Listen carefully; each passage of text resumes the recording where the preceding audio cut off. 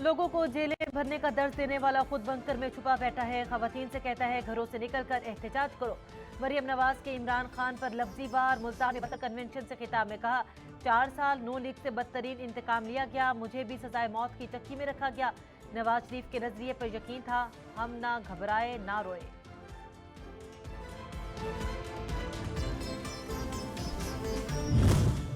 जेलें भरें, आपका इलाज मैं खुद करूंगा। हकीम राना सनाउल्लाह का जवाबी वार। कहा इमरानी टोले ने 2014 से धरनों और नफरत की सियासत के सिवा कुछ नहीं किया।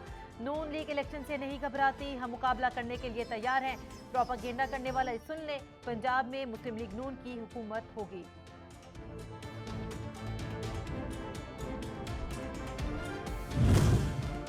जाली हुकूमत के मजालिम को खंदा पेशानी से बर्दाश्त किया। नवाज शरीफ की तरह प्लेटलेट्स गिनने का ड्रामा नहीं किया। फवाद चौधरी की तनकीद। कहा पीटीआई क़यादत के साथ कारकुनान को भी बदतरीन इंतकाम का निशाना बनाया गया।